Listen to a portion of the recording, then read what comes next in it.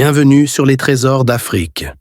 Ici, chaque histoire est un voyage au cœur de l'Afrique, là où les contes se transmettent de génération en génération, porteurs de sagesse, de magie et d'émotion. Écoutez le murmure du vent dans la savane.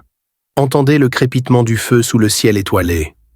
Ouvrez votre cœur aux récits des anciens et aux légendes qui ont bercé nos ancêtres. L'Afrique regorge de trésors, et nous sommes ici pour les partager avec vous. Alors installez-vous confortablement et laissez-vous emporter par la magie des contes africains. Chapitre 1. L'ambition d'un homme. Dans les rues animées de Lagos, une ville où les rêves se brisent aussi vite qu'ils naissent, Moussa Oloroun marchait d'un pas assuré. Homme politique charismatique, il avait conquis le cœur d'une partie du peuple avec ses discours enflammés et ses promesses de changement. Pourtant, derrière ce masque d'intégrité se cachait une ambition dévorante, une soif insatiable de pouvoir. Moussa avait grandi dans la pauvreté. Il connaissait la faim, la douleur et l'humiliation d'être sans ressources dans un pays où seuls les plus puissants dictèrent les règles. Sa mère, une marchande de légumes, s'était tuée à la tâche pour lui offrir une éducation. Son père, un chauffeur de taxi, lui avait inculqué la dure réalité du monde. Mais Moussa ne voulait pas d'une vie de labeur et de sacrifices vains. Il voulait régner, dominer, imposer son nom dans l'histoire du Nigeria. Après des années de lutte et de compromis, il était enfin à un pas de la présidence. Les élections approchaient, et bien que populaire, il savait que ses adversaires étaient bien plus puissants et corrompus. Les riches oligarques, les anciens généraux, les hommes d'affaires influents, tous avaient des appuis qu'il ne pouvait égaler. Un soir, alors qu'il se tenait devant la baie vitrée de sa villa, un verre de whisky à la main, sa femme, Mariama, vint le rejoindre. Elle était belle, élégante et d'une intelligence rare. Mariama était la seule personne qui pouvait lire en lui comme dans un livre ouvert. Elle posa une main douce sur son épaule et murmura « Tu sembles préoccupé, mon amour ». Moussa tourna son regard vers elle. Il l'aimait, à sa manière, mais son ambition dépassait tout. « Je réfléchis à mon avenir, au nôtre », répondit-il en soupirant. Mariama sourit tendrement. « Tu as déjà parcouru un long chemin, Moussa. Le peuple t'aime, tu as du charisme, de l'intelligence. Ne laisse pas tes doutes t'envahir. » Il hocha la tête, mais en lui-même, il savait que cela ne suffirait pas. Le lendemain, il reçut un appel mystérieux. Une voix grave lui donna rendez-vous dans un quartier discret de la ville. Curieux et méfiant, il accepta. La nuit tombée, Moussa se retrouva devant une petite maison délabrée au fond d'une ruelle sombre. Il frappa 3 fois, comme demandé, et la porte s'ouvrit lentement. Un vieil homme vêtu d'un boubou blanc l'accueillit. Son regard était perçant, presque surnaturel. « Entre, grand homme » dit-il d'un ton énigmatique. Moussa s'exécuta. L'intérieur était faiblement éclairé par des bougies, et l'odeur d'encens flottait dans l'air. Il reconnut immédiatement qu'il était dans le sanctuaire d'un marabout. « Je sais pourquoi tu es ici » continua le vieil homme. « Tu veux le pouvoir suprême. » Moussa, surpris, acquiesça lentement. « Je suis prêt à tout pour être président. » Le marabout le fixa longuement avant de souffler. « Tout a un prix, mon fils. Et pour le pouvoir absolu, le prix est toujours le plus élevé. » Un frisson parcourut l'échine de Moussa. Il savait qu'il s'engageait sur une voie dangereuse, mais il n'imaginait pas encore à quel point. « Quel est ce prix » demanda-t-il d'une voix ferme.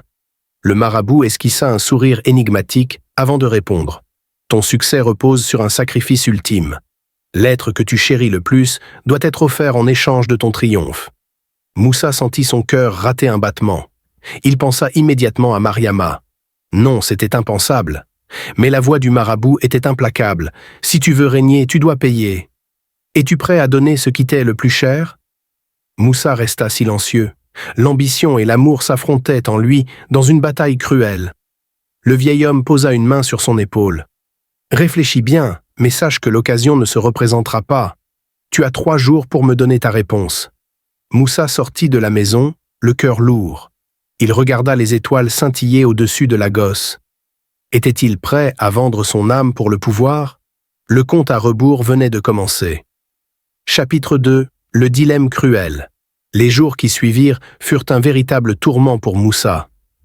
Partagé entre son ambition et l'amour qu'il portait à Mariama, il sombra dans une introspection douloureuse. Les paroles du marabout résonnaient sans cesse dans son esprit. L'être que tu chéris le plus doit être offert en échange de ton triomphe. Il essayait de se convaincre qu'il pouvait gagner les élections sans recours, sans recourir à ce sacrifice. Après tout, il avait déjà bâti une solide réputation. Il avait des partisans, des financements, mais au fond de lui, il savait que la politique nigériane ne pardonnait pas aux faibles.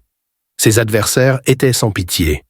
Une nuit, alors qu'il était assis dans son bureau, le visage enfoui entre ses mains, Mariama entra discrètement. « Tu es distant ces derniers jours, Moussa.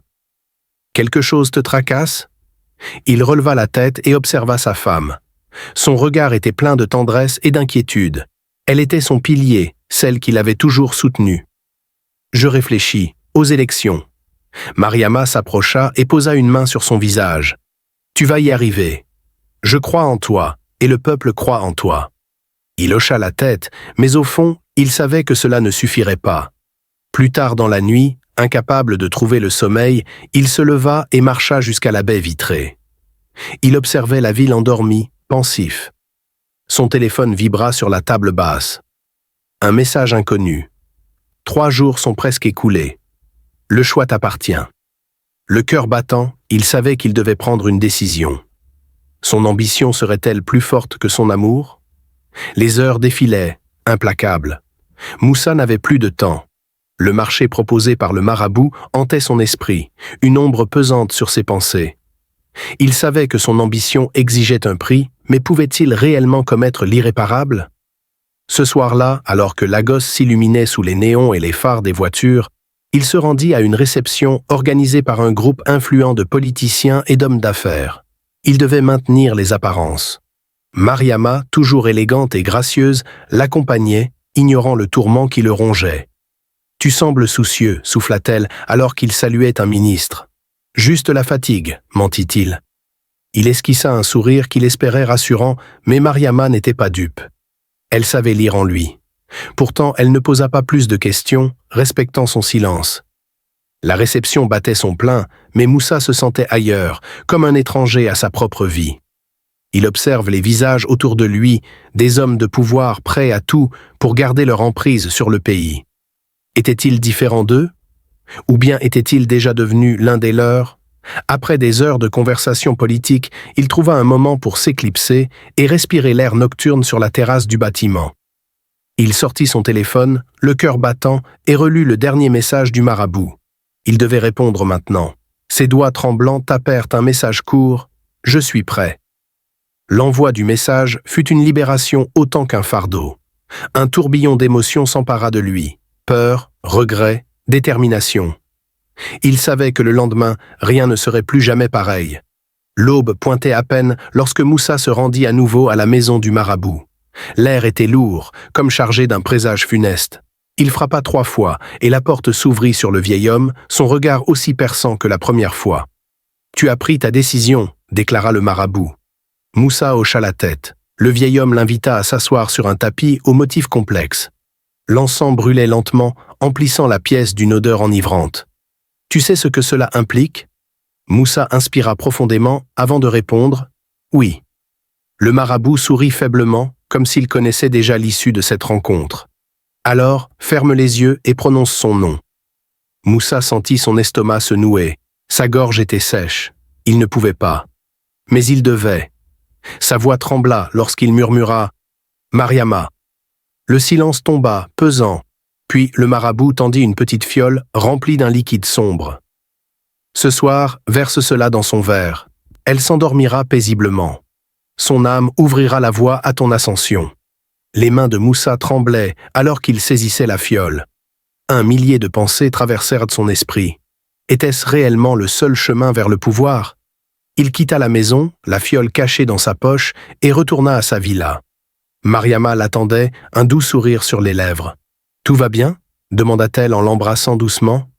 Moussa força un sourire. « Oui, juste une longue journée. » Ils dînèrent ensemble, comme chaque soir. Mariama lui parla de ses projets, de son espoir pour leur avenir. Moussa l'écoutait, le cœur en miettes. Puis vint le moment fatidique. Il versa le vin dans 2 verres, sa main effleurant la petite fiole dans sa poche. C'était maintenant ou jamais. Il la regarda, cette femme qui lui avait tout donné, qui croyait en lui plus que quiconque. Sa gorge se serra. Mariama leva son verre, souriante. « À notre avenir !» Moussa la regarda un instant, puis, dans un geste précipité, il renversa son propre verre, le liquide se répandant sur la nappe blanche. « Oh, quelle maladresse !» s'exclama Mariama en riant. Moussa tremblait. Il n'avait pas pu, il n'avait pas voulu. Il se leva brusquement, sous le regard surpris de sa femme. « J'ai besoin d'air », murmura-t-il avant de quitter la pièce. Dehors, il inspira profondément. Il avait fait son choix, son ambition ne pouvait pas dépasser son humanité. Mais il savait que le marabout ne le laisserait pas s'en tirer aussi facilement. Moussa marchait nerveusement dans les ruelles sombres de Lagos, son esprit assiégé par une tempête de pensées contradictoires. Il venait de renier le pacte, de rejeter le destin que le marabout lui avait tracé. Mais à quel prix? Mariama était en danger, et chaque seconde qui passait l'éloignait davantage d'elle. Son téléphone vibra dans sa poche. Un message d'Idriss. « Retrouve-moi à l'entrepôt sur la 7e avenue. On a une piste. » Sans hésiter, il s'engouffra dans un taxi, indiquant l'adresse à voix basse.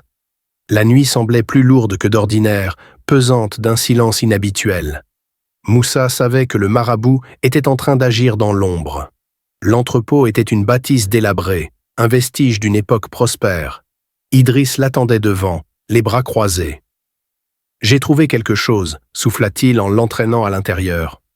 Dans un coin, un homme ligoté et bâillonné les fixait avec des yeux terrorisés. Idriss arracha le bâillon et s'agenouilla devant lui. « Où est Mariama ?» L'homme trembla, regardant autour de lui comme si des ombres invisibles l'épiaient. « Vous ne comprenez pas. Il voit tout. Il sait que vous êtes ici. » Moussa s'agenouilla à son tour, son regard brûlant de rage. « Dis-moi où elle est, ou je te jure que tu regretteras de ne pas l'avoir fait. » L'homme déglutit difficilement avant de murmurer « Elle est au sanctuaire, là où tout a commencé. » Moussa échangea un regard avec Idriss. Il savait où aller. Le sanctuaire du marabout était une vieille demeure perchée sur une colline en dehors de la ville.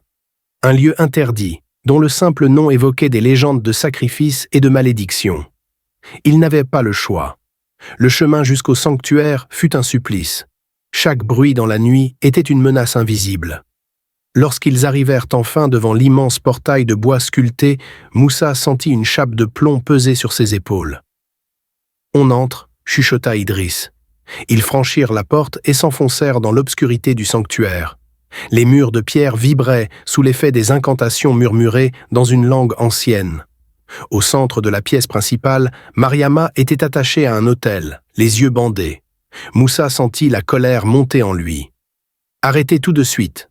Le marabout se tenait dans l'ombre, un sourire sadique étendant ses lèvres. « Trop tard, Moussa.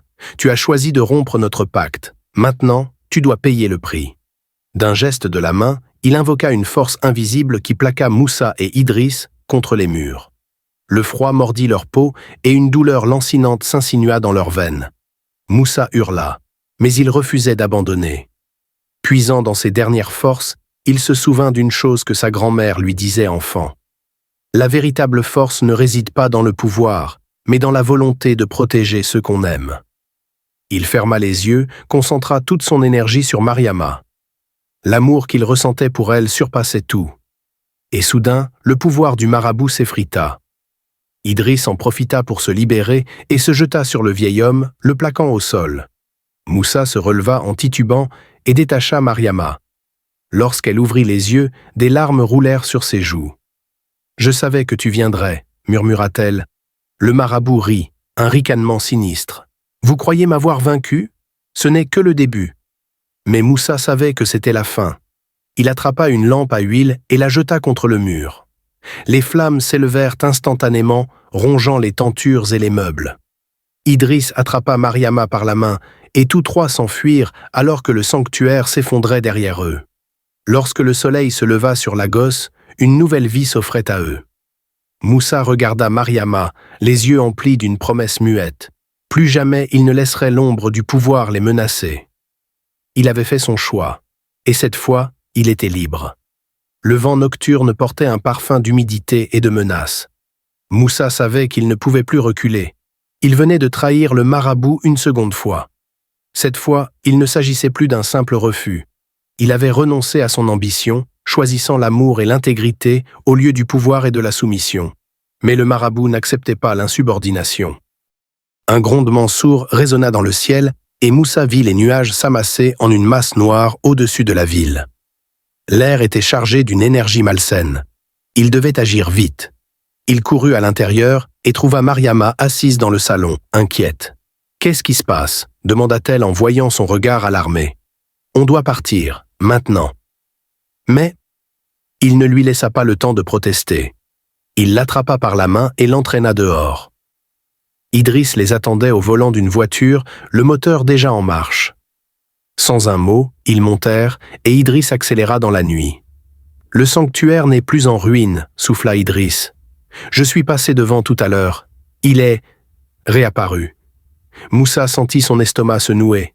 « C'est impossible. Je l'ai vu de mes propres yeux. Et ce n'est pas tout. Il y avait des hommes, des ombres, des voix, comme si le marabout était plus puissant que jamais. » Moussa serra les poings, il devait en finir. Ce n'était plus une question de survie, mais une question de destin. « On doit y aller, » dit-il d'une voix dure. Idriss lui jeta un regard incrédule. « Y aller ? Mais c'est un suicide. C'est notre seule chance. Il faut l'arrêter, une bonne fois pour toutes. » Le silence régna dans la voiture.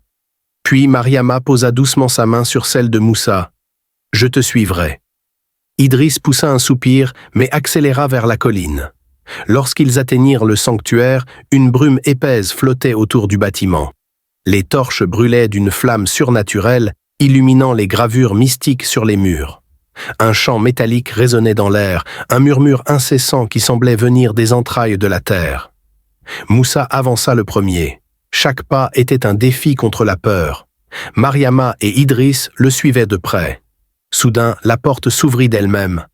Le marabout était là, assis sur un trône d'os et d'or, entouré de silhouettes masquées.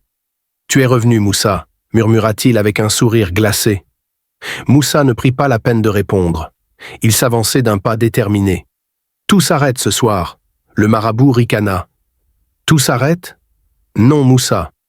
Tout commence. » Il leva une main et un vent violent s'engouffra dans la pièce. Les ombres commencèrent à bouger, s'extirpant des murs comme des serpents noirs. Mariama cria en s'accrochant à Moussa, tandis qu'Idriss tirait un couteau de sa poche. « Vous ne pouvez pas me combattre, pas ici. Pas dans mon royaume, » tonna le marabout. Moussa ferma les yeux un instant. Il se rappela les mots de sa grand-mère. « La véritable force ne vient pas du combat, mais de la lumière que tu choisis de suivre. » Il rouvrit les yeux, un feu nouveau brûlant dans son regard. « Je ne suis pas venu combattre. Je suis venu briser tes chaînes. » Le marabout fronça les sourcils. Moussa avança encore d'un pas, puis tendit la main. Son autre main saisit celle de Mariama. Ensemble, ils fermèrent les yeux et laissèrent leur amour, leur espoir, inonder l'espace autour d'eux. Une lumière dorée jaillit de leurs paumes, éclairant la pièce d'une clarté aveuglante. Les ombres hurlèrent, se tordant et disparaissant une à une. Le marabout poussa un cri perçant. « Non, ce n'est pas possible. » Son trône se fissura, le sol se mit à trembler. La brume se dissipa et la pièce s'effondra sur elle-même. Moussa ouvrit les yeux et vit le marabout tomber à genoux. Son visage était creusé, vieillissant à vue d'œil. « Tu as renoncé à tout ? Pourquoi ?» Moussa s'agenouilla devant lui, le regard rempli de compassion. « Parce que le vrai pouvoir, c'est de choisir ce qui est juste. » Un dernier souffle s'extirpa des lèvres du marabout. Puis il s'effondra en poussière. Le sanctuaire s'effondra sur lui-même, et Moussa, Mariama et Idriss se retrouvèrent dehors, haletants, alors que le ciel s'éclaircissait. L'aube naissait sur Lagos. Mariama se tourna vers Moussa et prit son visage entre ses mains. « Tu es libre. » Moussa sourit doucement. Pour la première fois depuis longtemps, il se sentait en paix. Il avait fait son choix. Et cette fois, il était libre.